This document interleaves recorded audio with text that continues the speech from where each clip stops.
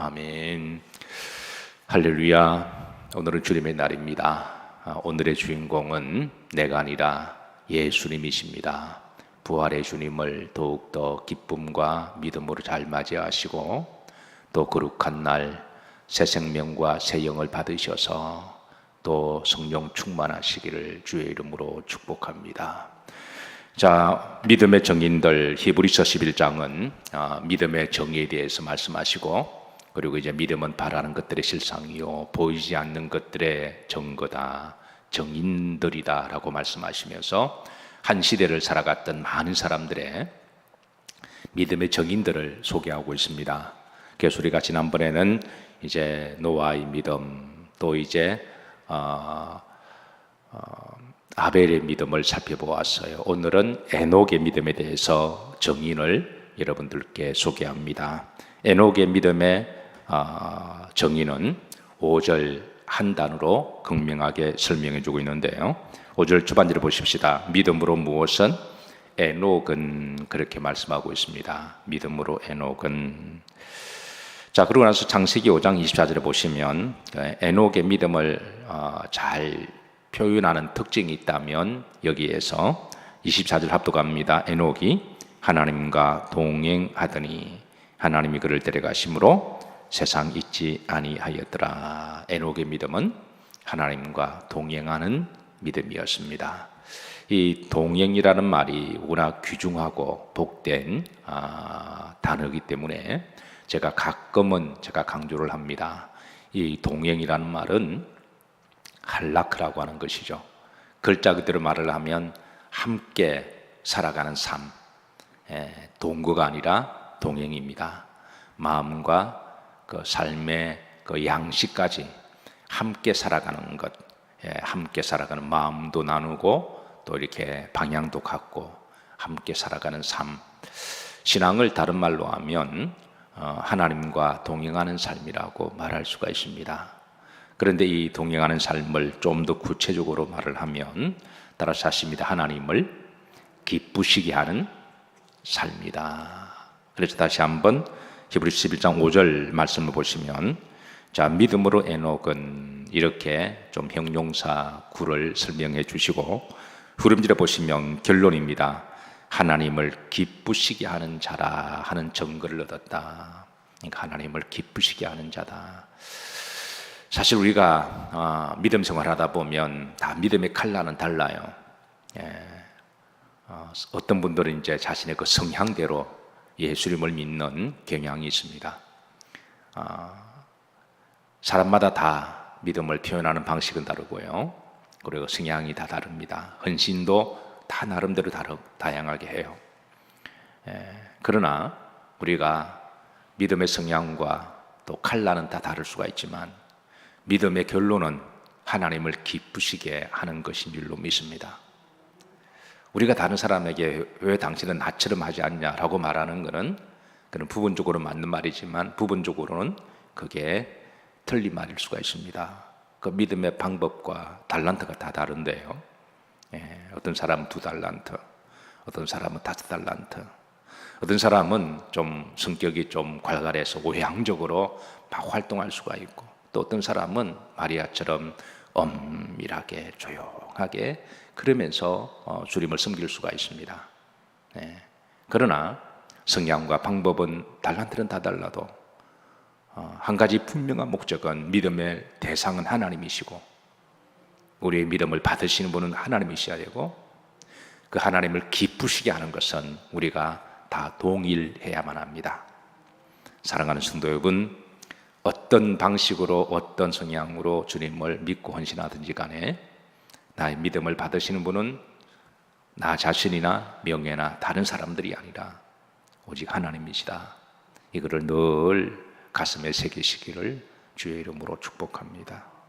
믿음의 대상이 다를 때는 어떤 사람 대상이 자신을 둘 때는 자신을 알아주지 않으면 삐지고 시험 들기도 해요.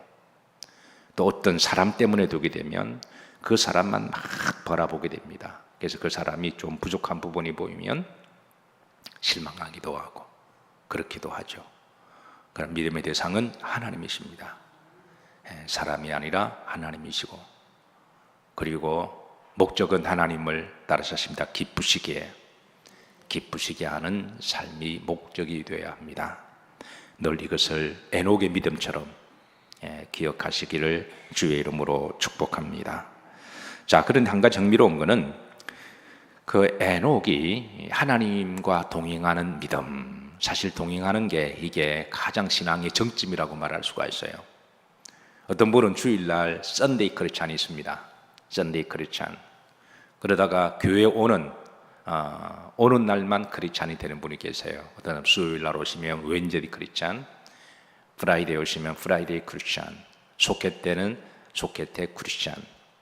근데 이제 사람이 믿음이 부족하니까 부분적으로 이제 신앙생활을 하는 거죠. 그래서 주일만 크리스찬이었다가 그런데 신앙이 점점 내 삶 속에 녹아지면 에브리데이 날마다 크리스찬이 되고 그게 바로 동행하는 삶이죠. 그래서 사실 동행하는 삶이 정말 신실한 신앙이라고 말할 수가 있습니다. 교회 안이나 교회 밖이나 누구를 만나든 간에 내가 일을 하든 또 내가 무슨 일을 하든 늘 하나님과 동행하는 삶. 근데 에녹이 처음부터 이런 동행하는 삶을 살지는 않았습니다. 에녹이 창세기 5장 21절에 보시면 하나님과 동행하는 삶이 언제부터 시작되었는지 밝혀주고 있는데요. 21절 다 같이 합독하십니다. 에녹은 65세에 무두셀라를 낳았고, 그리고 22절에 보면 무두셀라를 낳은 후 300년을 하나님과 동행하며 자녀들을 낳았으며 그랬습니다. 그러니까 65세 때에 그 아들을 낳으면서 하나님과 동행하는 삶을 살았다라는 거예요. 우리 여기서 보면 에녹의 진실한, 에녹의 진짜 신앙도 좀 다소 늦었다라고 볼 수가 있어요. 그러니까 65세, 에녹은 족보로 보면 이렇게 아담의 후손입니다. 아담의 셋의 믿음의 후손입니다. 그는 비록 믿음의 후손의 모태신앙으로 태어났다고 할지라도 그렇다고 해서 그가 영적으로 거듭났다라고는 말할 수가 없습니다. 그건 개인적인 사건이기 때문에 그건 부모와의 관계가 아니라 나와 하나님과의 관계니까. 그런데 아마 그도 65세 전까지는 아마 자기 생각과 자기 의지와 자기 하고 싶은 대로 다 하고 살았는지는 모릅니다. 그런데 어느 날 65세 때에 내가 이제는 정말 하나님을 믿어야 되겠다 아마 어떤 그런 동기가 있었던 것 같아요. 다소 늦었지만 그래도 그는 하나님과 이제 진짜로 예수님을 믿는, 하나님을 믿는 신앙을 살게 된 것이 중요하다고 하는 것이죠. 가끔 믿음 생활이 좀 늦가기로 들어오신 분들이 계십니다. 어쨌든 간에 하나님을 믿기로 했다면 하루빨리 이 에녹처럼 하나님과 동행하는 삶을 살아가는 것이 중요하다고 하는 것이죠. 근데 그 동기가 뭐냐? 성경에는 무두셀라를 자녀를 낳았음을 그렇게 알려주고 있습니다. 보통 이제 남자들이 자라면서 몇 번의 변화를 겪습니다. 자라다가 인생에 큰 고비를 당할 때, 그래서 자신을 돌아보고 한번 성장하죠. 그러다가 또 군대에 가게 되면 또 군대에서 또 한 번 또 성장하는 그런 계기가 되기도 합니다. 그러다가 또 어떤 또 남자들은 결혼하게 되면 또 가정을 패밀리를 책임져야 되니까 모든 남자들에게는 가정을 책임져야 된다고 하는 보이지 않는 이 부담감 때문에 사랑하는 연인이 있음에도 불구하고 결혼을 선뜻 제의를 하지 못하는 것은 내가 결혼을 해서 이 가정을 책임질 수 있을 것이냐, 내가 아이를 낳게 되면 기를 수 있을 것이냐. 아마 대부분 남자들은 아마 그런 문제 가지고 이제 청혼을 해야 되느냐 말아야 되느냐. 그 대부분 남자들은 좀 완벽주의적인 기질과 그리고 이 패밀리에 대한 책임감 때문에 그래서 모든 걸 갖추지 않으면 사실은 선뜻 그렇게 청혼하는 사람은 아마 있으면 용기가 대단한 사람입니다. 아마 뭣도 모르고 그냥 무조건 질러보는 사람들은 정말 용기가 대단한 사람들이고, 그러나 대부분은 아마 그렇지 않을 거예요. 그리고 이제 자녀를 낳았을 때 그때 또 한 번 변화의 시기를 겪는데요. 이 무두셀레가 그랬습니다. 이 에녹이 그러니까 자녀를 낳고 난 다음에 하나님과 동행하는 삶을 살았다. 대체 그 자녀 무두셀라와 에녹의 신앙과 어떤 연관이 있을까? 자, 이 부분에 대해서는 이제 또 유다서에서 여기에 대해서 조금 더 상세한 또 우리에게 영적인 퍼즐을 주고 있는데요. 우선 무두셀라라고 하는 말은 하나님이 심판하신다라고 하는 뜻을 가지고 있어요. 그러니까 에녹이 어떤 말씀을 들었든지 어떤 영적인 깨달음이 있었든지, 그러니까 하나님이 심판하실 수밖에 없는 그런 불경건한 죄악의 시대에 하나님이 때가 되면 심판하신다라고 하는 어떤 계시를 받았는지, 아들의 이름을 무두셀라, 하나님이 심판하신다라고 하는 이름을 정하고 그때부터 이제 믿음 생활을, 하나님과 동행하는 삶을 살게 된 계기였음을 알려주고 있습니다. 중요한 것은 어떤 신앙에 계기가 있는 것은 중요한 겁니다. 가령 어떤 사람은 교통사고 났는데 죽지 않고 살아났어요. 다 죽은 줄 알았는데 멀쩡히 걸어 나오면서, 그때는 몰랐는데 곰곰이 생각해 보니까 하나님 살려주셨다. 내가 죽었어야 했는데. 그러면서 이제는 내가 진짜 살아야 되겠다. 본어긴 하는 거죠. 어떤 사람은 교회에 오셔서 성령 받고 회개하고 본어긴 하는 사람도 있고, 어떤 사람 인생에 큰 어떤 충격을 받고 그때 진지하게 다시 한번 본어긴 하는 사람이 있고, 중요한 거는 다시 살아가는 게 중요한 거죠. 어떤 동기를 가지고 정말 하나님이 나에게 생명 주신 목적을 깨닫고 이제는 내 뜻대로 아니라 하나님 뜻대로 살든지 죽든지 하나님 영광을 위하여 살아가겠다고 하는 것, 그게 중요한 거죠. 에녹이 바로 그런 동기가 65세 때 그 아들 무두셀라를 낳으면서부터 그에게 시작이 되었습니다. 자, 유다서 1장 14절입니다. 유다서 1장 14절 다 같이 합독합니다. 아담의 7대 손 에녹이 이 사람들에 대하여도 예언하여 이르되 보라, 주께서 그 수만의 거룩한 자와 함께 임하셨나니 그랬습니다. 먼저 이 에녹의 족보를 좀 밝힙니다. 아담의 7대 손, 그냥 에녹이라면 우리가 알아듣잖아요. 아담의 족보 중에 에녹. 그런데 이렇게 성경에 7대 손이라고 의도적으로 밝힌 것은 이 아담의 7대 손이 살던 그 시대에 가인의 후예 중에도 에녹이 있었습니다. 그러니까 동명이인이죠. 근데 이름은 같은데 삶은 전혀 다릅니다. 한 부모 밑에 야곱과 에스가 나왔는데 형제인데 전혀 달라요. 영이 다르면 사람이 다른 거예요. 아무리 가족이라고 할지라도 영이 다르면, 믿음과 마음이 다르면 그거는 가는 길이 다르듯이. 그래서 아담의 7대 손, 두 에녹이 공존하는 시대에 가인의 후에 에녹이 아니라 바로 하나님과 동행했던 에녹을 구분하기 위해서 성경은 이 족보를 잠시 알려주고 있습니다. 에녹이라는 이름의 뜻은 따라서 하시면 헌신하다, 어떤 목적을 정하고 헌신하다라는 뜻이 있습니다. 그런데 가인의 후손 에녹은 세상이 헌신한 사람입니다. 자기 자신에게 헌신하고 어떻게든 성공하기 위해서.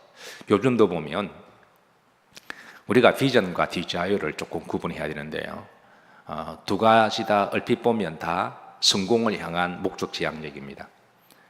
비전, 디자이어, 두 사람 다 성공을 위해서 열심히 살아갑니다. 그런데 비전은 하나님의 영광을 위하여 열심으로 살아가는 사람입니다. 근데 디자이어는 자신의 성공을 위하여 열심히 살아가는 사람입니다. 그러니까 열심히 살아가는 것은 동일해요. 두 에녹이 살던 시대에 한 사람의 에녹, 아담의 7대손 에녹은 열심히 살아갑니다. 그러나 그 목적이 하나님의 헌신을 위하여. 근데 가인의 후손 에녹은 자기의 성공을 위하여 열심히 살아가고 또 돈을 법니다. 다른 거죠. 다릅니다. 그래서 이 똑같은 이름이지만 삶이 다르듯이 오늘 시대의 사람들이 생긴 것은 다 똑같습니다. 그러나 우리 믿음의 사람들은 오직 하나님의 영광을 위하여 하나님을 기쁘시게 하는 삶을 살아가다가 이제 아름다운 흔적을 남기고 그리고 우리가 하나님 나라에 들어가는 거죠. 근데 세상 사람들은 그렇지 아니합니다. 그래서 우리가 세상을 살아갈 때 너무 성공의 기준을 놓고 인생을 평가하는 것은 사실은 신앙적인 기준도 아니고 자칫 잘못하면 시험 들기도 하고 때로는 낙심하기도 하죠. 성경적인 성공의 기준은 바로 하나님께 목적을 두고 하나님을 기쁘시게 하는 삶을 살아가는 것이 성공을 둔다면, 세상적인 성공은 수단과 방법 안 그리고 무조건 그냥 장땡, 무조건 꽁 잡는 게 매라는 식으로 무조건 돈 많이 벌고 무조건 출세하면, 거기에 포커스를 맞추면 신앙이 이상한 식으로 이제 기복주의라든가 이상한 식으로 그렇게 흘러갈 수가 있습니다. 어쨌든 성경은 에녹이 살던 시대에 두 에녹이 있었음을 알려주고 있고요. 그런데 유다서 1장 15절에 보면, 자, 이런 시대에 그 당시에 세상의 풍조가 어떠했는지 우리에게 영적 정보를 주고 있습니다. 자, 15절입니다. 합독합니다. 이는 뭇 사람을 심판하사 모든 경건하지 않은 자가 경건하지 않게 행한 모든 경건하지 않은 일과 또 경건하지 않은 죄인들이 주를 거슬러 한 모든 오락한 말로 말미암아 그들을 정죄하려 하심이라. 여기 보면 이제 심판에 대한 말씀이 두 번 나옵니다. 첫 번째, 이는 뭇 사람을 심판하사, 후렴지로 보면 그들을 정죄하려 하심이라. 그 심판과 정죄의 대상은 경건하지 않는 사람들, 그 세대를 이야기합니다. 그러니까 에녹이 65세 무두셀라를 낳으면서 이름을 무두셀라, 하나님이 심판하신다. 그러니까 왜 심판하시냐? 그 시대에 가인의 후손들 에녹과 가인의 후손들이 번성하던 시대에 세상이 어느 정도가 되었느냐 하면 경건하지 않는 시대가 되었다. 그런데 이게 오늘 5절에 보면 경건하지 않는 이 경건이라는 말이 무려 4번이 나옵니다. 그러니까 얼마나 불경건하고 참담한 시대였는지, 얼마나 하나님을 대적한 시대였는지 한 절에 4번이나 강조하는데, 보십시다. 모든 경건하지 않는 자가, 그러니까 그 당시에 많은 사람들이 경건하지 않는, 많은 사람들이 하나님을 떠나고 경건하지 않고 지 멋대로 살아가는, 점점 신앙을 떠나는 사람들이 줄어들고, 그래도 신앙 예수 믿는 사람들이 많을 때는 대세가 이렇게 흘러가는구나 하고 그렇게 같이 묻어갈 수가 있는데, 그런데 다 떠나고 그냥 대세가 다 붉은 게 날 때에 그냥 국가나 회사를 가든 동네에서 막 기독교를 그냥 싸잡아 욕하게 되면 많은 교인들이 흔들리는 거죠. 우리가 지금 잘못 믿고 있는 건가? 우리가 이상한 사람들인가? 그러면서 그냥 슬금슬금 그냥 그래 빠져나가는 거죠. 그래서 우리 믿음의 사람들이 분명한 믿음의 신앙과 철학과 신학을 분명히 세워두지 않으면 마지막 때에 그냥 홍수가 날 때 그냥 다 휩쓸려 가는 거죠. 그러니까 모든 경건하지 않는, 그 다음 보십니다. 경건하지 않게 행한 모든, 그러니까 그들의 모든 삶의 문화가, 패턴이, 문화가 다 경건하지 않는 문화. 사람은 문화적인 존재라 그러죠. 문화 속에 자랐다가, 문화 속에 살다가 문화가 어떤 판단의 기준이 되잖아요. 그 다음 보십니다. 모든 경건하지 않은 일과, 하는 일들마다 다 경건해. 대표적으로 여러분, 동성연애가 이제는 문화가 되어갑니다. 이 동성연애가 이제는 문화라는 거예요. 일종의 문화다. 여기에 대해서 이제 밖에 나가서 심지어 그리스도인들을 쫓아도 여기에 대해서 당당하게 말하는 사람, 동성하는 사람을 비판하는 게 아니라 그건 잘못됐다고.